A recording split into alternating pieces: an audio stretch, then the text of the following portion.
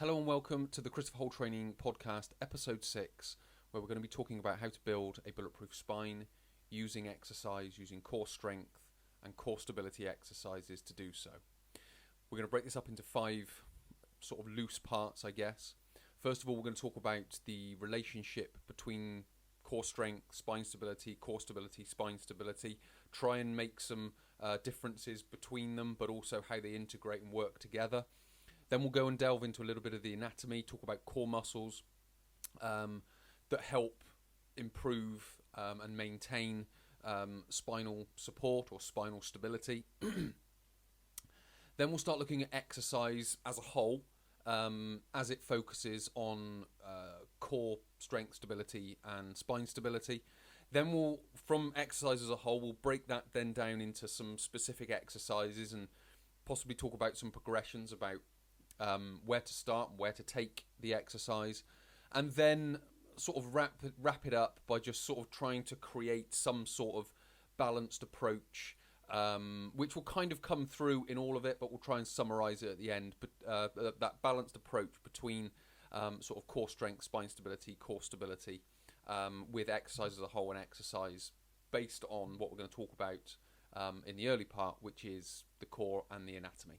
So to start with, the relationship between core strength, core stability, spine stability. So what we'll try and do is just try and break that up, and then we'll try and knit it back together. So if we take core strength first, we've got to understand, first of all, what it is. So the strength of a muscle or group of muscles is the ability to maintain or ability to produce force against some sort of opposing force, if you will. And this is generally done in, say, one repetition, for example. What we then have is core stability, which is the muscle timing. So when the muscle activates, because what we then get is spine stability, which is the ability of the spine to be stable. Now, when we're talking about the lumbar spine, what we're talking about are the bottom 5 vertebrae. L5 that sits on top of S1, L4, 3, 2 and 1.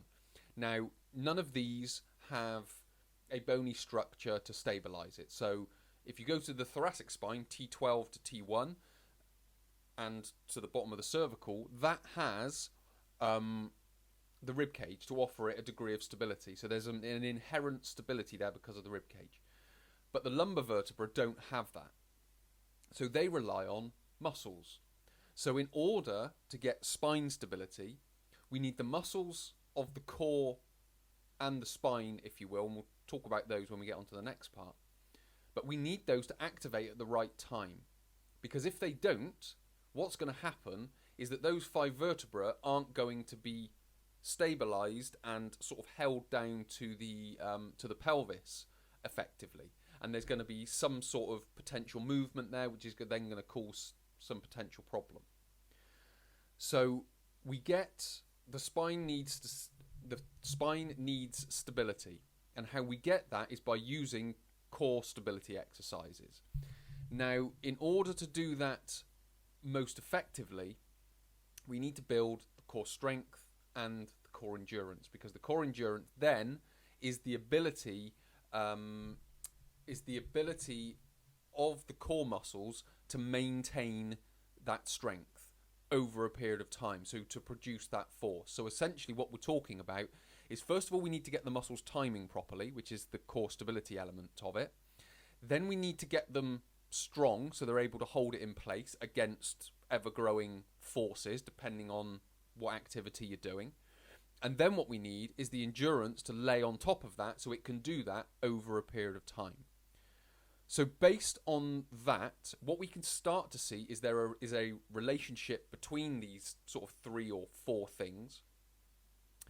And how we're going to be able to do that is using exercise. And then again, what I've sort of done is offered a very simple progression to be able to do that, which is, first of all, the goal is to get the spine stable.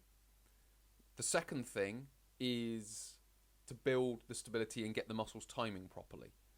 Then we need some initial strength, and then we need the endurance to lay it on top to minimize the risk of injury. Because again, if you read much of the literature, Core strength isn't going to solve back problems. Core endurance is. So that is what we then need to start creating. So that, in some respects, is the relationship between core strength, core stability, core endurance, and spine stability. So obviously, spinal stability being the goal in mind, so that's the end in mind, and then the means to get there is the core exercise to be able to get there, and then we just need to manipulate and change that as we go through. So that's sort of part one. So we've talked about that relationship. Now what we're going to look at are some core muscles that are involved in all of this. And we'll talk about their well, first of all, their anatomy, but then their sort of function and how they work. Because, again, a lot of people have possibly misunderstood it, and a lot of areas of exercise and health and fitness have misunderstood it. So what we're going to try and do is bring in a little bit of context to that. So, first of all, the muscles. So if we go to the sort of deepest lying muscles, you've got the muscles between the vertebrae, or the spinous processes and transverse processes. And they go between transverse process to transverse process, spinous process to spinous process, and spinous process to transverse process. So they're sort of, it's like an interlinked web, if you will, between all the different vertebrae. So we build vertebrae, so we've got L5, L4, L3, L2, L1. They've all got a disc in between. The spinous processes are the little pointy bits that stick out the side and out the back. And then they've got little muscles that go between them. Now, these muscles aren't really exercise muscles. They will be described more as posture muscles, simply because they've got so much sort of nerve endings there for proprioception. And proprioception is basically your body understanding where it is in space. So if I was to twist my spine, without me being able to look at that, my body will pick that up through those muscles. So it's a feedback to say your spine is rotating, so it's picking that up as it's happening, and then it's sending that up to the brain to say what's happening, and then if it goes too far or gets to the end, it will send a signal back, and then it will stop the spine from rotating, if that makes sense. So it's just there to be able to send information to the brain about what position the spine's in, essentially. So they're posture muscles. So they are the deepest lying muscles. Then you get the sort of the middle layer, which has been called the deep layer, and is called the cylinder or whatever, and it's made up of the muscle transverse abdominis. It's made up of you could say internal obliques, so the sort of the external obliques are the ones on the outside, because they're most superficial. Then the layer on the inside is the internal obliques, so that will be a part of it. Then you start getting into QL, quadratus lumborum, that will be a part of it. Then you could include multifidus within that as well. Then you start to go out to the more superficial layer. So you've got the rectus spinae group. Now, that in and of itself, that name, erector spinae, keep the spine erect, that is, again, saying there's some sort of posture element to it, which, again, I'll explain in a second. That will help go about helping us understand how we need to train that. So we've got the core muscles, the most superficial layer. You've then got the rectus abdominis on the front, which is the six-pack muscle. Then you've got external obliques. Then, again, as I mentioned, you've got the erector spinae group. Then you can add in there, if you want to, latissimus dorsi as well. That's a big spine stabilizer because of its interaction with the thoracolumbar fascia, which again is a part of the abdominal fascia, which basically is the fascial unit that holds the whole thing together. And then you've got the muscles in there that just create tension within that abdominal fascia.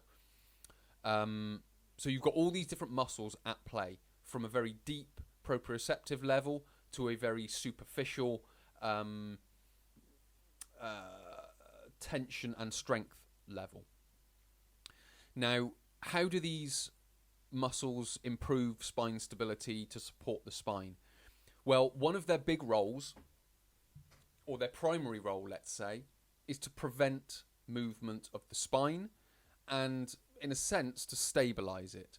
So these muscles act like guy wires on a tent. If you've ever put a tent up, you do the sort of the internal poles. That gives you the basic shape of it. But if you just put that in the ground and it starts to get windy, it's going to get blown all over the place. So what you do is you put guy wires in. So when it starts to get windy, the tent stays where it's meant to stay. And that's what the core muscles do. So the superficial, the middle layer and the outer layer, that's what they're doing. They're there to hold the tent stable or hold the spine stable. So again, as I mentioned, what they need is first of all to be able to engage and contract, which is the stability. Then we need to get them stronger so they can deal with more force, if you will. And then we need to put endurance on top of them to be able to do that for a period of time. Then, if you want to take it a step further and move into sort of like a sporting and performance environment, then we need to tune them to be able to contract and relax best, because that's how sports is done. Really, it's a contract and relax. It's not about being able to create huge amounts of tension unless you are like a power lifter. Even Olympic lifters, they need to tune that. So they need to go in pulses. So it's not one big tension.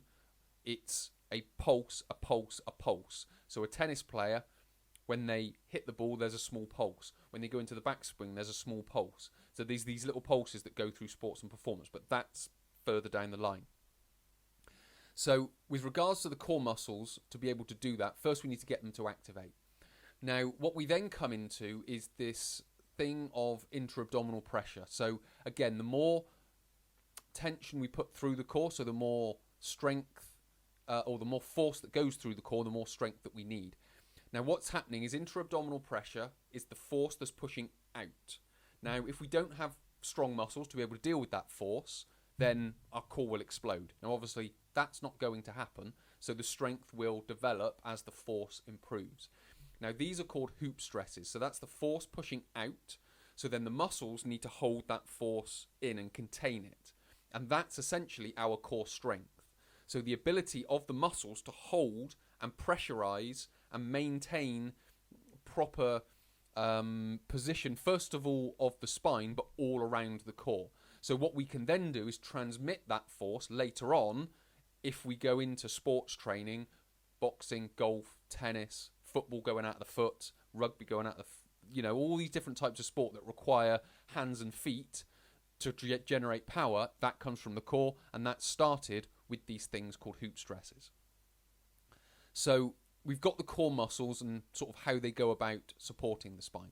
So number one is you don't want to move the spine, and the reason you don't want to move the spine, certainly under load and under heavier load. So the heavier the load, the less you want to move the spine. The lighter load, the more license you have of moving the spine, because of the forces going through the spine will be minimized, which will then minimize the risk of damage. So it's on a sort of a scale and on a spectrum. So depending on where you are on that spectrum with the activity that you're doing will dictate what you need to do with your core. That could be for another podcast or episode. But now, part number 3, exercise and its focus on the core and spinal health. So exercise is seen as a good thing for the body, and it is, if done correctly. That's the caveat. What you tend to find is a lot of people doing things not so well. And if you've ever watched any of my tutorials before, or any of my whiteboard tutorials or gym tutorials, I'm trying to get that message across, is trying to do exercise properly, because I've said it to so many people, you can do an exercise, but you aren't doing the exercise, if that makes sense. You're doing the movement, but you're not actually using your body within that exercise correctly, which is what exercise should be about. And if you go to my online program, my core strength and stability program, all these principles you're going to learn throughout it. And when we talk about exercise and also just everyday habits, that's what that's all about. So it could be like core exercises, it could be all exercises like deadlifts, squats, presses, pulls, pull-ups, all these different types. They all include the core, and they all need to be taken sort of seriously within that, and we need to be able to use our core properly. So exercise and its focus on core strength, stability, endurance, and spine health and spine stability. So as I've mentioned, the first thing we need to do is get the muscles to engage. So we need to start, and if you watched episode 1 of this, it starts simple. I'm not interested in sort of beginners, intermediates, advanced, because so many advanced people that I watch, yes, they can do these weird and wonderful exercises, but if I ask them, what can you feel there, or can you feel that moving there, or, you know, how does that feel? They go, I don't know. I'm just moving the weight from there to there, which is what I've been told to do. So that basically tells me they haven't got control of their body. They don't understand what their hips doing, their shoulders doing, their elbows doing, their hands doing, their foot's doing, their ankles doing. They don't know that. They don't understand what all these muscles are trying to do. All they understand is getting the weight or the object from position A to position B, which, you know, is fine, but it doesn't mean you're doing the exercise properly. You're doing the exercise, but you might not be doing it quite properly. So when we start with simple exercises, even with more advanced people, it's about learning how the core works, learning where the muscle tension and stress is, and engaging the right muscles at the right time, and understanding when that is happening and when that's not happening. So I will always say start with simple exercises. And then what happens as you progress through, as the movements and things become more complex, what you'll start to understand is what your body's doing within those exercises. So you'll understand if your spine is moving. You won't be able to see it, but you'll understand if it's happening, because you would have done that at an earlier stage. So you'll have a better understanding of what your body's doing and how to go about it. The easiest example is when people go down into a squat and rounding of the back. Sometimes you can't necessarily feel it, but it's happening, because the amount of people that I've watched as a trainer, I'll watch them go down and they'll think, I'm doing a perfect squat. Did you know your back was rounding? No, I didn't. It felt okay. Well, let's just turn you side on. Let's get you looking in a mirror and watch yourself as you go down. Oh yes, I see that now. So I only need to come down this far. Yes, correct. So they only start going down that far. If we can open out the hips a little bit more, so on and so forth, we can get them down a little bit further. But again, there's a genetic sort of makeup of that, with how the hip's designed, how long the femur is, so on and so forth. So there's many different variables that come along with that. But exercise, we need to start with the focus, number one, and I've mentioned this before, of engaging the right muscles at the right time, which starts with simple exercises. Once we can start there, we can start then, once we've got them engaging, we can start adding load, which is going to start building the strength. Now, one way we know we're starting to build strength is just very simply, can you get into a plank position? So can you get from the floor up and hold a plank position? You can. Okay, you've got a degree of strength there. You've got the muscle integrity to be able to do that.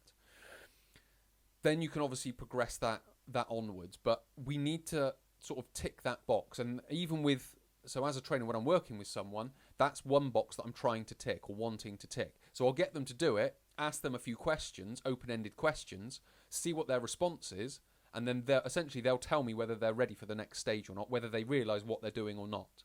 So if they can say, yeah, I can feel it there, I can feel it there, I can, you know, I've got this, back's okay, so on and so forth, it's like, right, okay, can we hold this for 60 seconds? Can we hold this for 30 seconds to a minute, whatever? Yes, we can. Okay, so we've ticked the box of feeling the muscles engaged, so we've got them engaged, they're activating, they're stabilising. We can get up into the position, so we've sort of ticked that box. Now we can hold it for 30 seconds to a minute, possibly a minute and a half. Okay, so we've ticked that box. So we've got those 4 things. So what we can now start doing is start adding more strength on top of that, and then adding movement into it, because that's then the next part of all of this, is when we start with the simple exercises, we're just understanding the core and just trying to get the core working, get the core muscles working, get the core muscles activating, doing that for a period of time. Then we need to start layering on movement on top of that, because sport and everyday life requires you to move around.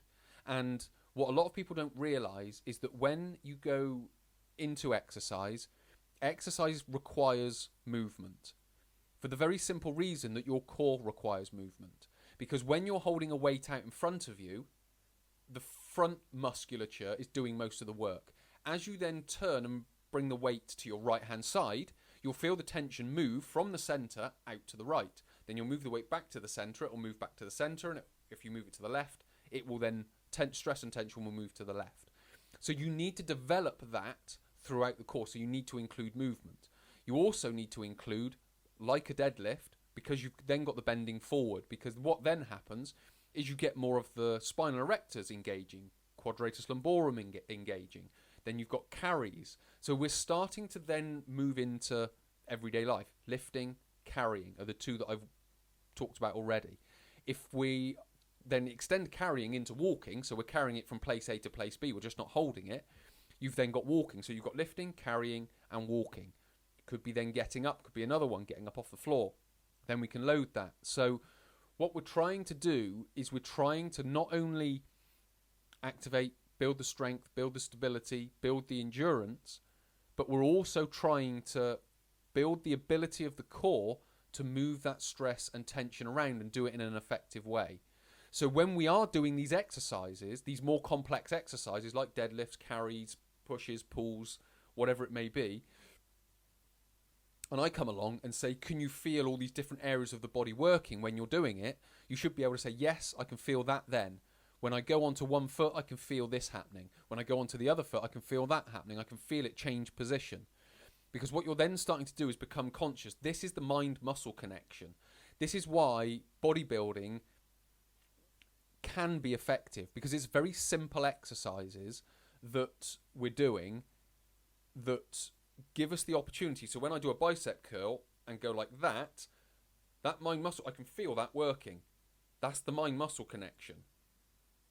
When we do it in movement and people come back to me and say, oh, I don't know, I was just trying to get the weight from here to there, they haven't got that mind-muscle connection. Their body's just sort of working on autopilot and saying, right, I'm just going to basically hold everything until you put the weight down.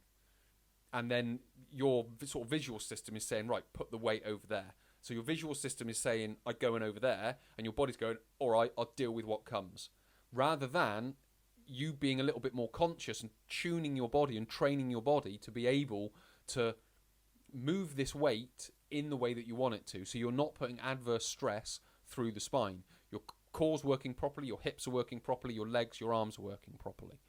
So that then starts to be more effective. So which I guess now brings us neatly into the exercises. So as I've mentioned, we've got to start with simple exercises. So what we do here is we start with plank, side plank, bridge, and bird dog. 4 very simple exercises. If you've got equipment, then you can use that as well, because other effective exercises are Palov presses. Very simple, using a cable machine. You can look up a Palov press. It's very simple. You stand side on to a cable machine, and essentially you push the weight, or you push the handle away from you without moving the weight, and then that creates strength or muscle tension within the core. You've then got kettlebell exercises, which is where you might pass the kettlebell around your body. So you could be stood up, you could be down on your knees. We've got that, because that will start to tune the muscle to be able to spread the tension around the torso as you're doing it. But these are very simple exercises because only one part of the body is working. Essentially, the torso is static and you've got the arms working. You can then layer in planks with arm raises, side planks with leg raises, going from plank up into a side plank. You could do a side plank rotation. Now, again, all these exercises are in the 12-week program that you can click the link to below. But what you're starting to do is build in that progression. Now, if you're more advanced, it is going through that tick list and going, yeah, I can do that, I can do that, I can do that, I can do that. If you've got all of that, you can then start building in movement, loaded movement. And if you want to build it in earlier, it just means do it a little bit lighter, because this is another thing that I see with belt straps and wrist straps, is they're using those because their core or their grip isn't strong enough to deal with the load. But the lifting muscles are. So let's just say the glutes and the hamstrings are if it's a deadlift. So the glutes and the hamstrings are strong enough, or the glutes, hams and the quads are strong enough, but the core isn't. So that to me doesn't make sense, because the core is the foundation.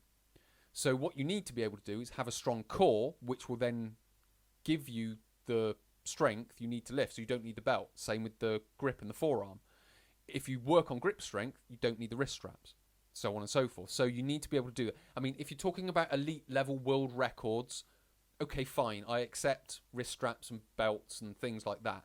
But if you're an everyday person going to the gym, lifting, 2 times your body weight or 1.5 times your body weight, then forget it.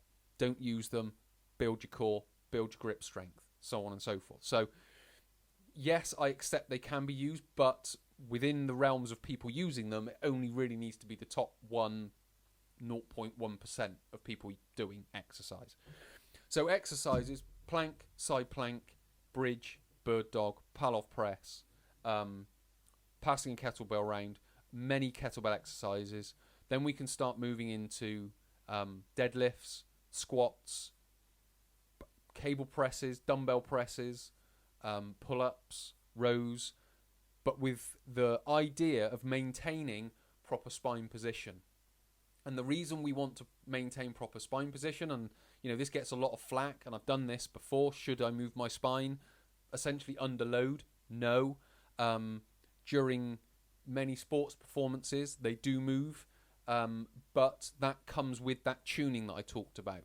So when a tennis player hits the ball, albeit a small amount of force, it needs muscle contraction to go with that, which is going to help, first of all, transfer the force and the energy to the ball that's being hit, but also it's going to maintain and protect the spine as that force is generated. Because if it doesn't engage at that time, then the force is going to get dissipated and potentially go through the spine and cause it a problem.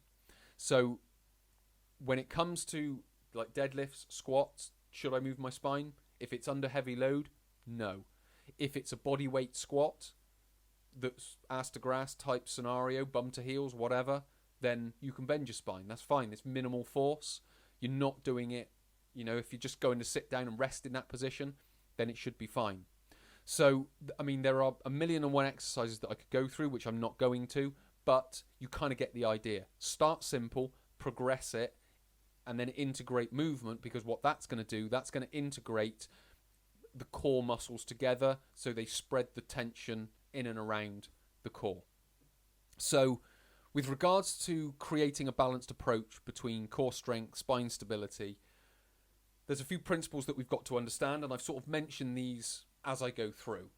Number one is sort of the principles of how the core works. Number one in how the core works is it's there,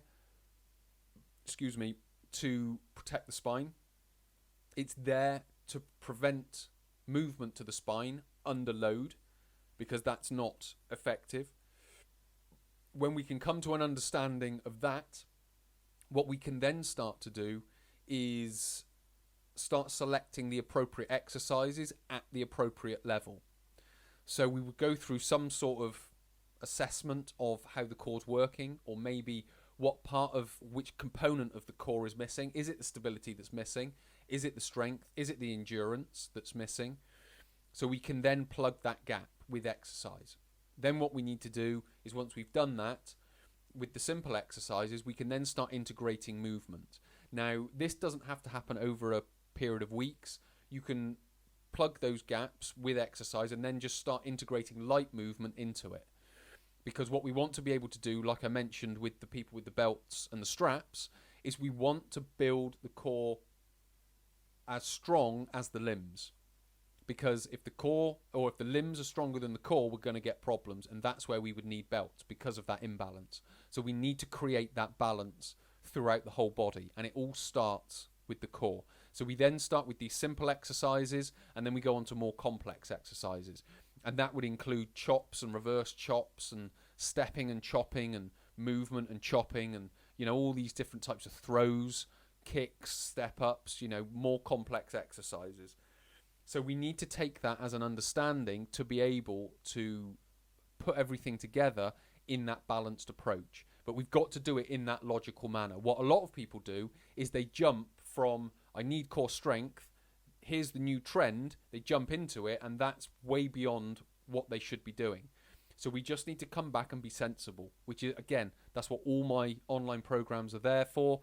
They start simple and they progress. So it's very simple for anyone to start that, go through the simple exercises and just build up into more complex, harder exercises that are going to build greater spine stability as an outcome, but through core strength, core endurance, core stability, and then if you want to, which is again included in the 12-week program, which is in some respects beyond the 12-week program, which is the speed strength, which is the tuning of it with the pulsing. So that is how I would describe anyone to go about building a bulletproof spine or building a bulletproof core through exercise, and being able to do that in a logical, balanced, sensible approach, which is going to build the core and protect the spine.